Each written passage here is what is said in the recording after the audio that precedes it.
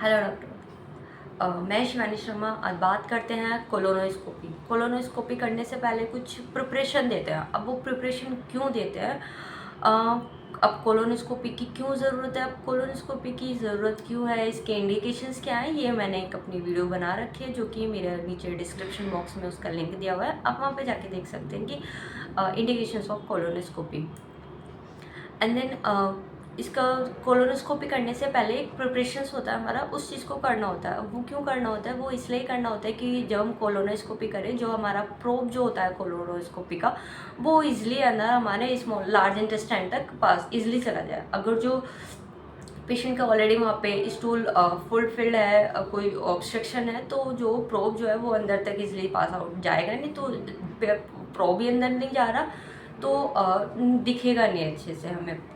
तो सिंपल सी बात है, इसलिए हम उस कोलोनोस्कोपी जो प्रोसीजर है उसको करने से पहले एक प्रिपरेशंस देते हैं। अब उस प्रिपरेशंस में क्या होता है, उस प्रिपरेशन के दौरान ये सारी चीज़ होती है कि उसमें कोलोप्रेप के नाम से आता है वो प्रिपरेशन। उसके अंदर 2 बोटल्स होते हैं 30 ml के एंड 1 लीटर तक के होते हैं, जिसको 1 बोतल ऑफ कोलोप्रेप को मिक्स करते हैं and 1 litre of water plus 2 tablet of Dulcolax के देंगे उसमें। उसको पेशेंट को स्टार्ट में ही देना होता है। ये 2 से 3 घंटे के अंदर पेशेंट को फिनिश करना होता है।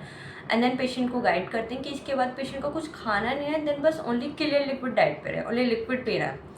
And then same process followed by after 12 या 8 आवर्स के बाद पेशेंट को अगेन यही प्रोसेस फॉलो करना है, क्योंकि दो बोटल्स होती हैं। एक बोतल को वो 12 घंटे पहले ले ले एंड देन दूसरी बोतल जो है उसको 12 घंटे के बाद ले रहा है।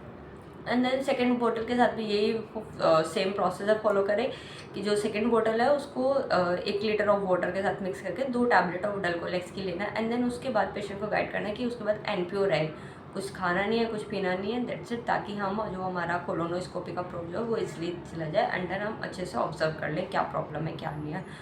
एंड देन समटाइम्स क्या होता है कि ब्लीडिंग पॉइंट्स जो होता है वो पता रहता है कि भाई दिखता है वहाँ पे, तो उसको कैंप भी कर देते हैं, तो ब्लीडिंग नहीं होती। तो उसके बाद कंटिन्यूसली एचबी को ऑब्जर्व करते हैं। अगर जो फॉल नहीं होता है then patient will be discharge. And sometimes क्या होता है कि अल्सर्स प्रेजेंट होते हैं, कि बहुत सारे अल्सर्स होते हैं, छोटे छोटे होते हैं, बट जिनमें से ब्लीडिंग होती रहती है। तो क्या करते हैं उस टाइम पे ड्यूरिंग कोलोनोस्कोपी उसके वहाँ से थोड़ा सा अल्सर्स का पोर्शन ले लेते हैं, जिसको बायोप्सी बोलते हैं। एंड देन उसकी बायोप्सी भेजते हैं।